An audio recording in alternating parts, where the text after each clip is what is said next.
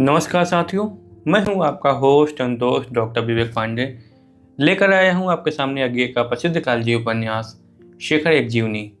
अब तक इसके 3 खंड आ चुके हैं। अगर वो आपने नहीं सुने हैं तो प्लेलिस्ट में मौजूद हैं, आप सुन सकते हैं। अब हम चलते हैं इसके चौथे खंड पे, जिसका नाम है पुरुष और परिस्थितियाँ।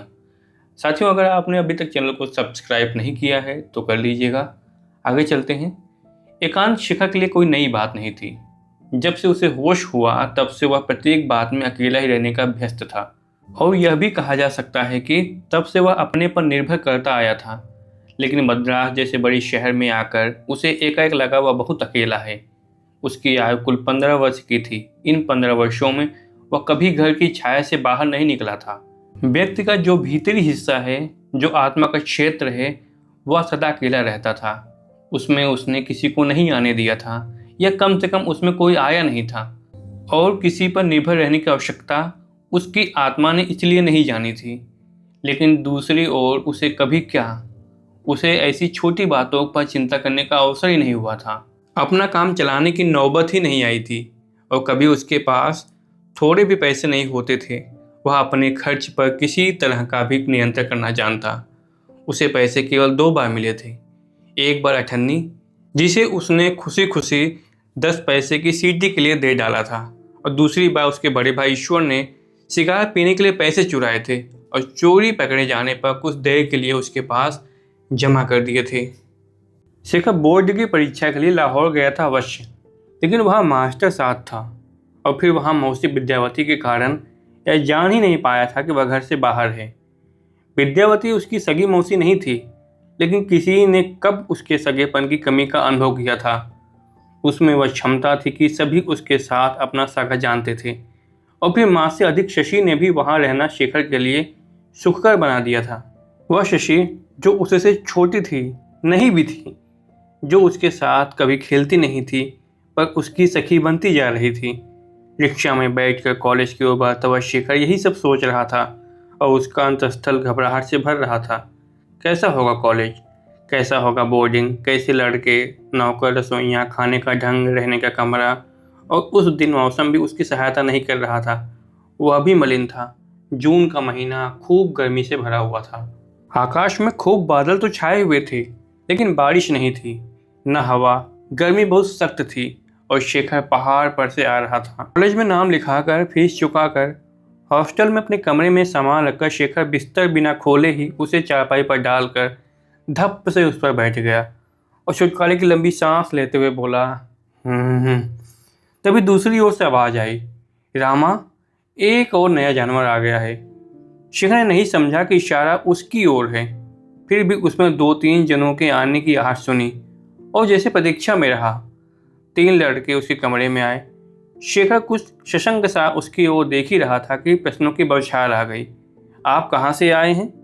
कौन से स्कूल से पास किया है? क्लास कौन सा है आपका? और आपका नाम? शेखर से ये सारे प्रश्न एक एक करके पूछे गए होते, तब भी वह उत्तर न दे पाता, क्योंकि एक तो उसे उनका लहजा अच्छा नहीं लगा, दूसरे इस प्रकार के प्रश्नों से वह कुछ सकुचाता भी था। वह कुछ नहीं बोला, उनकी ओर देखता रहा। आप बोलना नहीं जानते क्या?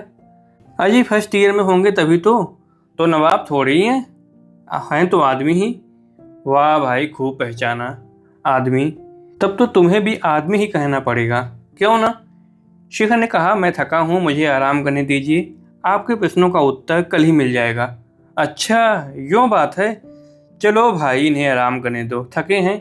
हमारे प्रश्नों का उत्तर कल तो मिल ही जाएगा। तो हम क्या आपकी टांग पकड़े हैं? कीजिए आराम। भला यह भी कोई शराबत है? अरे भाई, नाम ही तो पूछा है, कोई खा तो नहीं जाएंगे? शेखर ने क्रुद्ध होकर कहा, निकल जाइए आप यहाँ से, मेरे कमरे से बाहर एकदम से निकल जाइए। एक ने कहा, ओफो, लेकिन उनकी मुख मुद्रा की ओर देखकर तीनों बाहर चले गए। जो आलोचनाएं उनके मुंह पर आई वे बाहर जाकर ही प्रकट हो सकी। शिखर उनको न सुनने की चेष्टा करते हुए दीवार की ओर मुंह करके लेट गया, पर उनकी अनसुनी न हो सकी। शेखर का मन बहुत उदास हो गया। वह अनजाने में इस स्वागत की तुलना उस स्वागत से करने लगा जो उसे लाहौर से प्राप्त हुआ था। शशि की बड़ी बड़ी भोली भोली आंखें, उसका वह हाथ में दिया थामे दोनों हाथ आधे जोड़कर प्रणाम करना, उसकी वह साग्रह अवज्ञा कई बातें, उसे लगने लगा जैसे माता पिता ने उसे घर से निकाल दिया है, उसको निर्वासित कर दिया है, क्योंकि वह उनके निकट अपराधी था, क्योंकि वह सदा से अवज्ञाशील था, क्योंकि वह अपनी माँ से इसलिए घृणा करता था कि वह उनका विश्वास नहीं करती थी, क्योंकि पिता पर उसका स्नेह इसीलिए टूट गया था। पता नहीं क्या क्या उसकी आस्था रही किस पर थी, किसी पर भी तो नहीं। और जिन जिनको वह मान सकता था, जिन जिनका वह आदर कर सकता था, वे सब उसके सामने कितने घोर अपराधी हो गए थे उस समय, जबकि उसने वह पुस्तक पढ़कर जाना था कि संतान की उत्पत्ति कैसे होती है। जिस जघन्य पाप कर्म से उनके माता पिता, भाई बहन, वह भी शशि और शारदा भी सब उसी पाप कर्म से ही उत्पन्न हुए थे। गलत है, घृणित है, पापमय है, पर ईश्वर ने स्त्रियां तब स्त्रियां बनी ही क्यों हैं? क्यों? शिखा को लगा कि स्त्रियां जब हैं जब उन्हें स्वीकार करना ही होगा, लेकिन क्यों है वे? लेकिन और उन्हें याद आता, यद्यपि स्त्रियों के कारण उसे इतना कष्ट हुआ है, फिर भी यदि स्त्रियां न होती तो शायद वह जी भी नहीं सकता। क्या यह आवश्यक है कि स्त्रियों को एक ही दृष्टि से देखा जाए, एक ही प्रश्न उनसे पूछा जाए? उसने कहीं पढ़ा था कि डाकू जब किसी नए आदमी से मिलते हैं तब यही सोचते हैं कि यह हमारा मित्र है या शत्रु, हमारे पाप कर्म में सम्मिलित होगा या उसमें विघ्न डालेगा। क्या यह जरूरी है कि स्त्रियों की ओर से उसे डाकू वृत्ति से देखा जाए, समझा जाए कि या तो वे पाप कर्म से विशेष में पुरुषों की संगिनी हैं या पुरुषों की शत्रु हैं? भयंकर है। पुरुष क्या स्त्रियों के संसार में स्त्रियों के बिना नहीं जी सकता? वह बहुत अकेला है। इतने बड़े मद्रास शहर में इतनी भीड़ भड़के में वह पहली बार बिल्कुल अकेला धंस आया है। यहाँ सब विरोध है, उपेक्षा ही है। जहाँ पुरुष हैं जो विरोधी हैं और जो चाहता है, पता नहीं क्या चाहता है। यह तो नहीं चाहता कि कोई स्त्री वहाँ उपस्थित हो, लेकिन चाहता है पता नहीं क्या क्या। वह चिंतित सी तंद्रा में ऊँघने लगा। किसी खड़खड़ाहट का शब्द सुनकर वह चौंक कर उठकर बैठ गया। द्वार पर एक युवक था और भीतर आने की अनुमति पाने की प्रतीक्षा में था। उसके चेहरे पर एक विनयपूर्ण मुस्कुराहट थी। शिखा ने कहा, आइए, और इधर उधर देखने लगा कि उसे बैठने के लिए कौन सा स्थान इंगित करे। उसने पास आकर शिखा के टंग पर बैठते हुए कहा, चिंता नहीं, मैं मजे में हूँ। आपका नाम C.H. पंडित है? शिखा ने कुछ विस्मय से कहा, हाँ, और कुछ कुतूहल से युवक का अवलोकन करने लगा। युवक का चेहरा एकदम सुंदर, आंखें सुडौल, स्वच्छ नीली, प्रायः हंसती हुई नाक, सीधी और छोटी, होंठ पतले, लंबे और चंचल, सिर पर लंबे लंबे घुंघराले बाल जिसे उसने ढंग से काट रखा था। दाढ़ी मूछ उसके पास नहीं थी, अभी फूट भी नहीं रही थी। कद और गठन से भी 14-15 वर्ष से अधिक नहीं जान पड़ता था। शिखा कुछ पूछने ही को था कि युवक ने कहा, मेरा नाम कुमार है। आपके नाम में C.H. से क्या अभिप्राय है? चंद्रशेखर। मेरे बड़े भाई का नाम भी यही है। आप कौन सी क्लास में पढ़ते हैं? मैं अभी फर्स्ट ईयर में ही भर्ती होने आया हूँ। ओहो, तब तो हम साथ ही हैं। मैं भी फर्स्ट ईयर का ही हूँ। शेखर को कुछ और विस्मय हुआ, यह देख कर कि इस लड़के में जरा भी संकोच या घबराहट नहीं होती, यद्यपि वह भी अभी कॉलेज में आ रहा है। बोला, यह तो बड़ी अच्छी बात है। उस लड़के ने पूछा, आपने सारा बोर्डिंग देख लिया? कुछ परिचय प्राप्त किया? नहीं तो मैं कुछ भी नहीं जानता और थका भी हूँ। अच्छा, तब रहने दीजिए। आप चाहें तो मैं आपको मिला लाऊं। मैं प्रायः सभी को जानता हूँ। शिखा ने चाहा पूछे कैसे, पर चुप ही रहा। फिर उसे विचार आया, बिना इसकी सहायता के मुझे शायद बहुत कठिनाई होगी, फिर यह भी मुझे कृतज्ञता प्रकट करनी चाहिए। बोला, अगर आप कुछ ठहर कर चलें तो मैं चलूँगा। आपको कष्ट तो होगा, मुझे स्वयं आपसे बात करने का अधिक मोह है, इसीलिए कहता हूँ कि औरों से ठहर कर मिल लेंगे। आपकी कृपा के लिए मैं कृतज्ञ हूँ मिस्टर कुमार। नहीं नहीं, सो क्या, और आप मिस्टर कुमार क्यों कहते हैं? सहपाठियों में भी मिस्टर का बंधन लगा तो मुश्किल है। केवल कुमार कहिए ना, सभी कहते हैं। शेखर ने कहा, अच्छा तो कुमार। फिर कुछ रुक कर बोला, आप पहले व्यक्ति है यहाँ जिसने मुझसे शिष्यता का व्यवहार किया है। कुमार हंस दिया। शेखर का मन उस युवक के प्रति कृतज्ञता से भरता गया। एकाएक उसे लगा कि मद्रास में यदि यह न होता तो शायद उसे कॉलेज छोड़कर भागना पड़ता। कुमार ने उससे बातें करने के सिवाय कुछ नहीं किया था। फिर भी जिस अवस्था में शेखर था, उसे लगा कि उन बातों पर ही उसका सुख और जीवन निर्भर रहा है, और वही कुमार ने उसे दिया। थोड़ी ही देर में उसने पाया कि वह कुमार से अपने घर की बातें, अपनी पढ़ाई की बातें, अपना अकेलापन, अपनी विवशता सब कुछ कह रहा था। उसके विश्वासी हृदय ने कुमार को अपना भाई मान लिया था। वह अकल्पनीय भाई जो उसे घर में नहीं मिला था, उसका स्थान बहनें किसी प्रकार भी नहीं भर सकती थी। कुमार ने शेखर का परिचय सबसे करा दिया, उसे साथ ले जाकर भोजन भी कराया, फिर कमरे में लाकर जाते हुए यह वायदा ले गया कि जब भी उसे किसी प्रकार से कुछ पूछने या जानने की आवश्यकता हो वह उसे बुलाएगा। शेखर ने वादा करते हुए पूछा, आप जान पड़ता है यहाँ पहले भी रहते हैं? हाँ, मैं पिछले साल भी यहीं था। फिर कुछ झेप सा गया, मेरा यह फर्स्ट ईयर में दूसरा साल है। अच्छा, आपकी आयु तो बहुत लगती है। मैं 16 साल का हूँ, मैं 15 का। लेकिन मैं आपसे बड़ा लगता हूँ और कुछ हंस कर और मन भी नहीं मानता कि छोटा हूँ। अच्छी बात है, आज से आप मेरे बड़े भाई। क्यों मंजूर? तब तक शेखर कुछ बोल नहीं सका। उसने कुमार का हाथ पकड़कर धीरे से दबा दिया। कुमार चला गया। शेखर कुमार बंद करके अपनी चारपाई पर बैठ गया और सोचने लगा, इस अकारण वरदान के लिए वह किसके प्रति कृतज्ञ हो। इतने बड़े मद्रास में पहले ही दिन बिना खोजे ही उसने अपना सखा पा लिया है।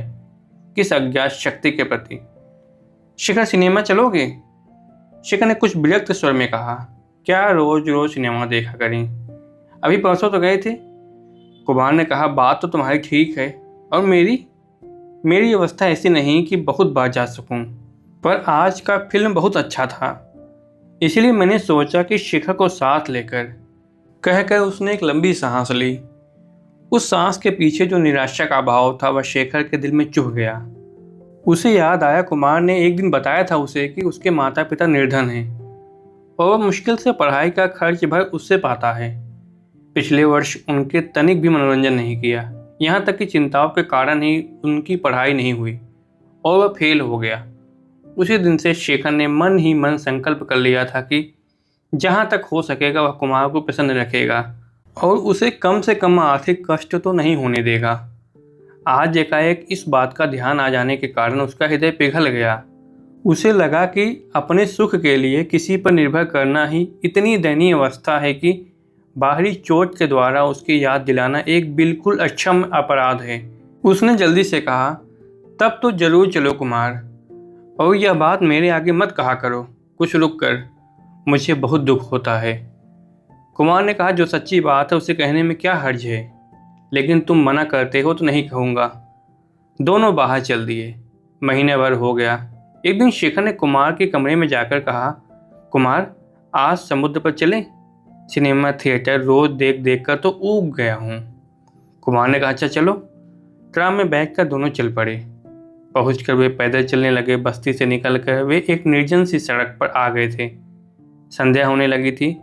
पथ पर दोनों ओर लगे हुए वृक्षों की लंबी लंबी छायाएं पड़ने लगी थी। ऐसा लग रहा था कि धूल के कारण असमतल उस पृथ्वी के कंचन मेखला पर चित्रकारी सी हुई है।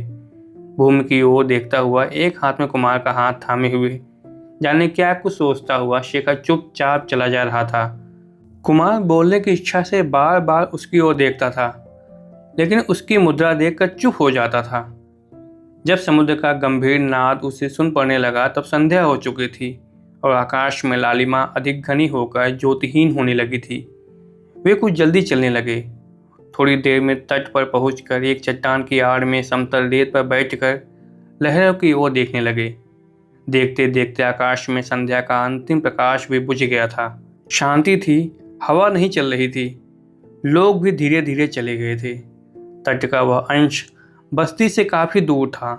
अंधकार में समुद्र की ओर देखता हुआ शेखर सोच रहा था कि वहां पर कुमार के साथ बिल्कुल अकेला है और समुद्र का गंभीर चिरंतन गर्जन उसे घेरे हुए है, क्योंकि पवन के निश्चल होने पर भी समुद्र में एक गहरा असंतोष सा था। फेनी लहरें दूर से भागी हुई नहीं आ रही थी, लेकिन दूर फेनहीन हलचल थी और तट के पास पास निरंतर फेन का जैसे कहाड़ उबाल रहा था, फुफकार रहा था, बढ़ रहा था और जाने कहाँ से वह विशाल गंभीर घोष सा हो रहा था।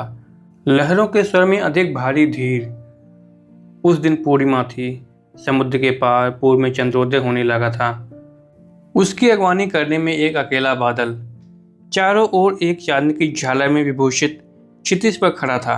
उसके पीछे शीघ्र प्रकट होने वाली किसी अभूतपूर्व सौंदर्य राशि की आभा आगे फूट पड़ती थी। शिखर स्वयं चुप था, कुमार उसके कारण चुप था। शिखर धीरे धीरे कुमार के लंबे बालों में उंगलियां फेर कर उन्हें उलझा रहा था और उसे लग रहा था कि कुमार के बाल एक सिहरन सी के द्वारा उसके स्पर्श का प्रतिदान दे रहे हैं, वैसे जैसे कुत्ते कभी कभी अपने स्वामी के स्नेहपूर्ण स्पर्श का कृतज्ञता बताया करते हैं। शिखर बोला तो कुमार जैसे चौंक उठा। देखो कुमार, ऐसा लगता है जैसे इस दुनिया में तीसरा कोई नहीं है। कुमार ने उत्तर नहीं दिया।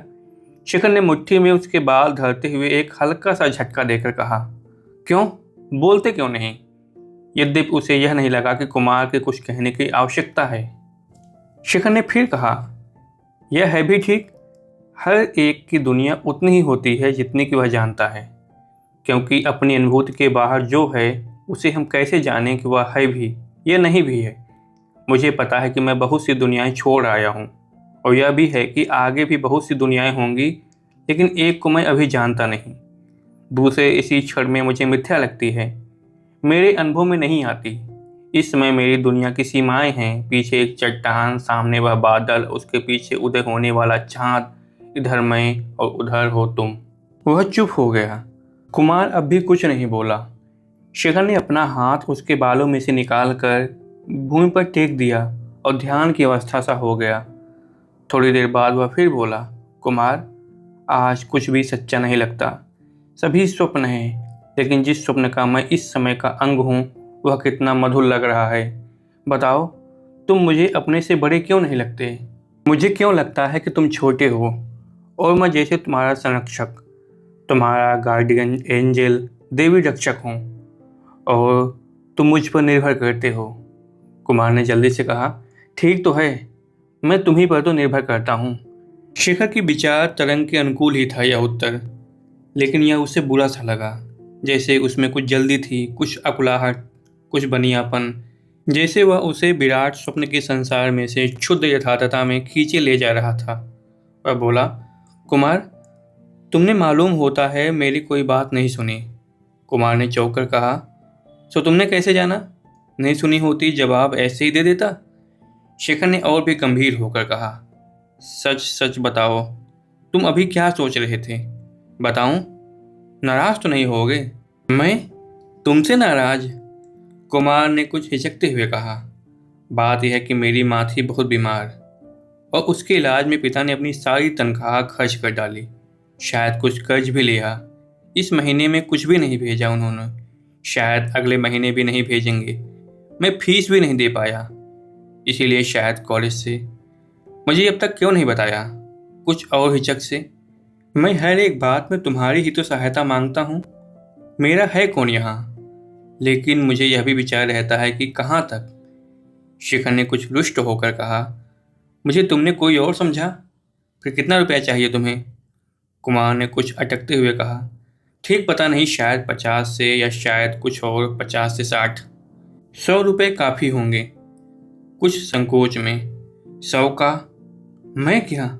अच्छा बस अब छोड़ो इस बात को, कल सब ठीक हो जाएगा, खबरदार अब ऐसी बात सोची तो। शिखर मैं तुम्हारा। इसके बाद कुमार चुप हो गया। इस वाक्य में अगले शब्द जानकर शिखर ने उसे रोकते हुए कहा, बस चुप, एकदम से चुप हो जाओ। जो कह दिया कि इस बारे में अब कोई बात नहीं होगी तो कोई बात नहीं होगी।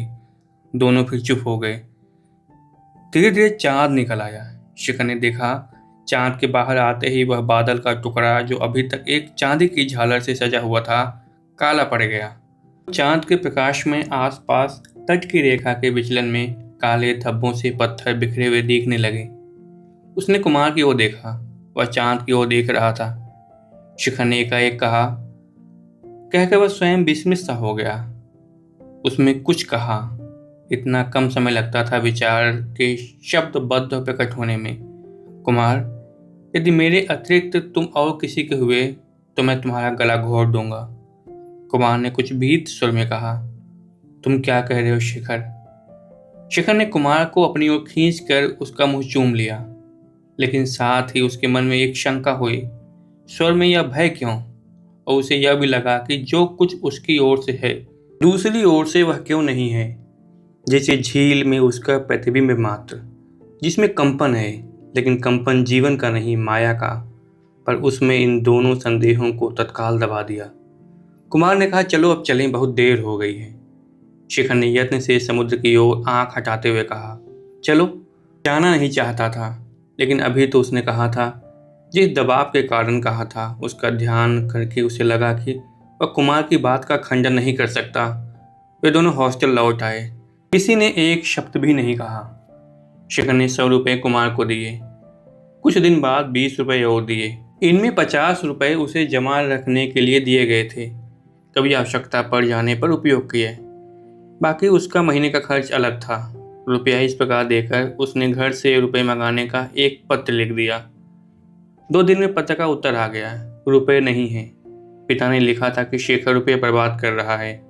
रुपया जरूरी खर्च के लिए होता है, मित्रों को लुटाने के लिए नहीं। और ऐसे कई एक बातें, और यह भी कि वह दोबारा सोच कर लिखे कि कितना रुपया उसे चाहिए, वे भेज देंगे। शेखर ने आहत अभिमान से भरकर लिख दिया कि वह जो कुछ लिखता है सोच कर ही लिखता है। उसे उतने रुपए चाहिए, दोबारा सोचने की आवश्यकता नहीं है। यदि भेजनी हो तो भेज दें, नहीं तो ना भेजें। इस पत्र का कोई उत्तर नहीं आया था और पैसे भी नहीं आए थे। शिखर ने कमरे से बाहर निकलना छोड़ दिया था। कुमार ने आकर कहा, चलो आज सर्कस चलते हैं। शिखर ने कहा, आज तो जाने की बिल्कुल तबीयत ठीक नहीं है। क्यों, क्या हुआ? आजकल तुम बाहर ही नहीं निकलते, बात क्या है? कुछ नहीं, यूं ही तबीयत ठीक नहीं है। चलो, आज तो चले चलो। तबीयत तो यहाँ बैठे बैठे खराब ही होती है। अब तो सिनेमा गए भी 10-15 दिन हो गए। शेखर ने मुंह फेर कर कहा, मेरे पास पैसे नहीं हैं और शीघ्र आ जाएंगे, इसकी कोई संभावना भी नहीं दिखती। कुमार ने थोड़ी देर रुककर पूछा, क्या बात हुई? पिता ने लिखा था, मैं बहुत फिजूल खर्च कर रहा हूँ, उतने रुपए नहीं भेज सकते। मैंने लिख दिया कि अगर आप उतने नहीं भेज सकते तो बिल्कुल मत भेजिए बस। थोड़ी देर फिर दोनों चुपचाप रहे। फिर कुमार ने उठकर कहा, मैं जाता हूँ, मुझे जरा बैठो ना, मेरा जी नहीं लगता। आज शाम यहीं बैठकर बातें करेंगे या चलो समुद्र पर? नहीं, मुझे याद आ गया, मुझे एक जरूरी काम से जाना है। अच्छा हुआ सर्कस नहीं गए, नहीं तो, कहकर जल्दी से वह बाहर चला गया। कमरे में लेटा हुआ छत की ओर देखने लगा। क्यों है गरीबी, क्यों है धन, क्यों ऐसा है कि आदमी मनोरंजन की इच्छा रखने पर सिनेमा सर्कस नहीं जा सकता? क्यों एक दूसरा आदमी उसका जाना संभव बनाने की सामर्थ्य रखते हुए उसे जाने से रोक देता है? लेकिन मनोरंजन क्या सिनेमा थिएटर में ही? बिना वहां जाए क्या व्यक्ति सुखी नहीं हो सकता? पहले भी तो ऐसे दिन थे जब वह सिनेमा नहीं जाता था, तब क्या उसका मनोरंजन नहीं होता था? जब वह परीक्षा देने लाहौर गया था, तब भी पढ़ते पढ़ते उकता कर वह मनोरंजन चाहता था। तब तो उसके लिए इतना ही पर्याप्त होता था कि शशि बिना कुछ बोले ही उसके पास से हो जाए या आया जाया करे, वह उसे बहन जी कहकर चिढ़ा दे। बस इतना ही था उसका मनोरंजन। वह दूर से ही उसकी हंसी सुन लिया करे। अब क्यों नहीं वह ऐसा कर सकता? कुमार वहाँ होता तब शायद वह भी ऐसी बातें कर लेता। कुमार की निकटता, कुमार की बातचीत, कुमार की हंसी उसके लिए पर्याप्त होती। पर कुमार के लिए, पर शशि के लिए क्या है वह प्यार की आकस्मिक घटना जो आदमी को इस प्रकार दूसरे का आश्रित बना देती है, पर साथ ही शक्ति भी देती है, आश्रयदाता भी बनती है? और क्या है वह प्यार से भी बढ़कर आकस्मिक घटना, प्यार से भी बढ़कर शक्ति, जो प्यार को संभव बनाती है, जो परिस्थिति उत्पन्न करती है जिसमें प्यार हो सके, जिसमें दो आत्माएं मिल सकें? लेकिन क्या वह और कुमार एक हैं? क्या एक एकत्व में बहुत नीचे कहीं एक खोखलापन नहीं है?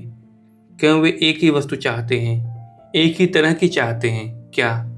लेकिन क्या जरूरी है कि प्यार के लिए कोई दो परस्पर एक दूसरे के साथ बिके, एक दूसरे के गुलाम बने? क्या दास्ता के बिना प्यार नहीं हो सकता? यदि है तब फिर वह सीमा भी क्यों हो, प्यार दो इकाइयों के बीच हो? क्यों यह जरूरी है कि किसी को ही प्यार किया जाए? क्या प्यार की भावना किसी स्थूल एकाकी विषय से अलग नहीं हो सकती? क्या जरूरी है कि मैं प्यार करता हूँ इस वाक्य का अनिवार्य अनुवर्ती हो? यह प्रश्न कि किसे प्यार, और वह कौन भी एक ही हो? क्या सारी मानवता को ही प्यार नहीं किया जा सकता? क्या प्यार को भी प्यार नहीं किया जा सकता?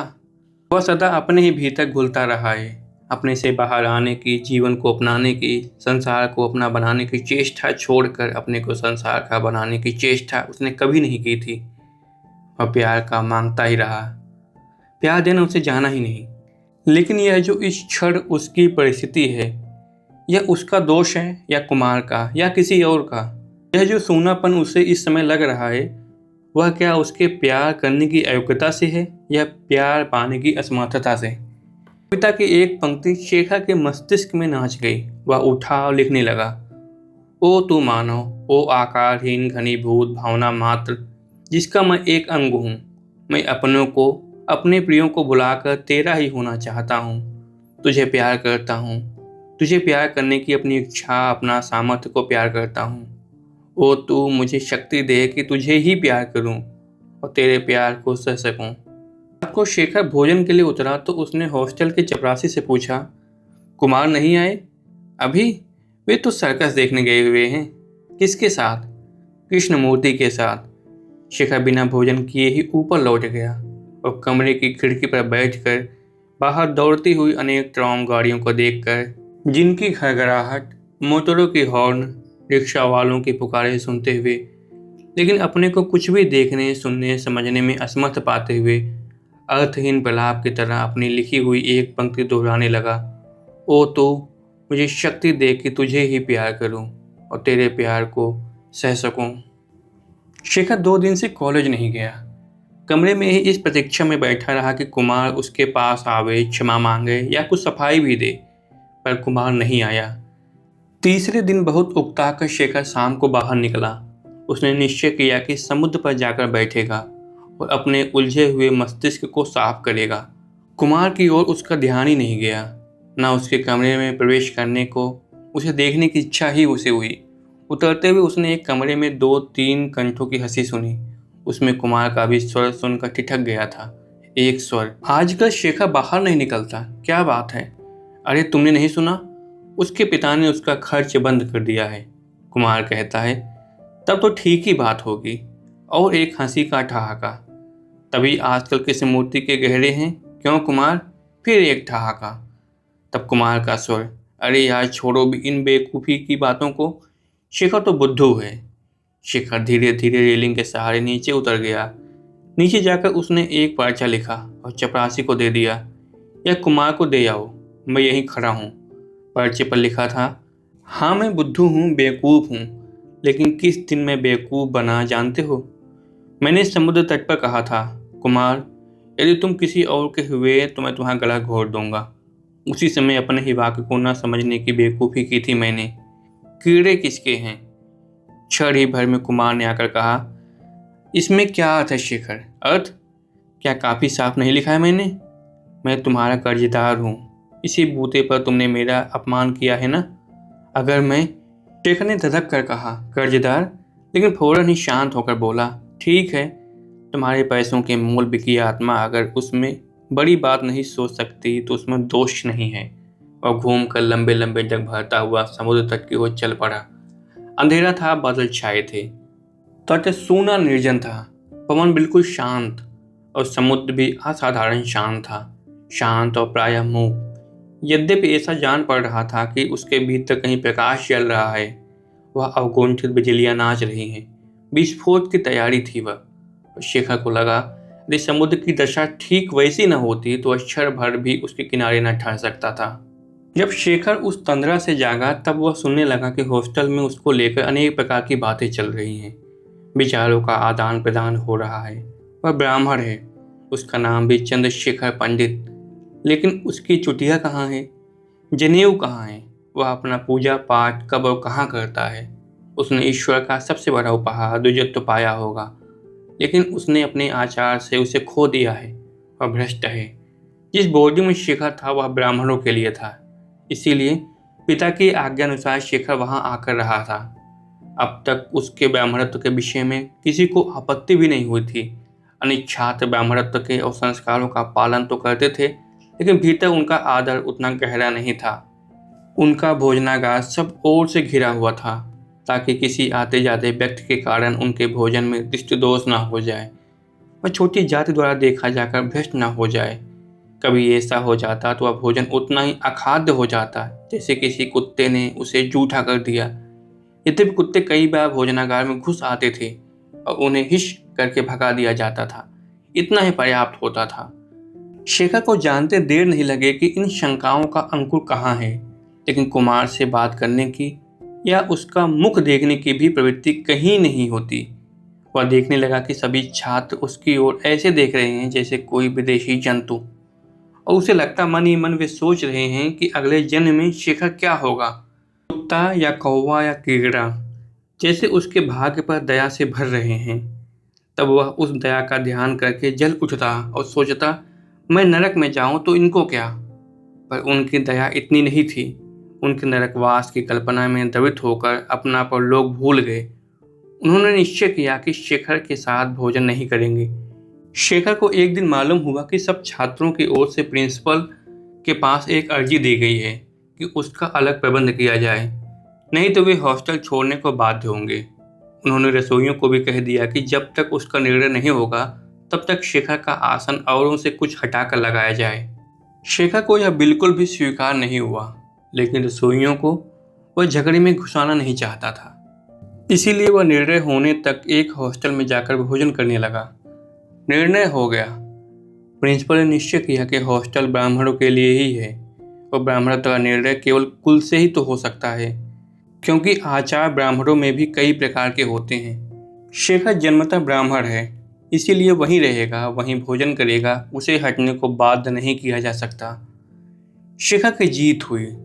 लड़कों को भी अधिक लड़ाई झगड़ा करने से लाभ नहीं जान पड़ा। बात यहाँ समाप्त हो गई।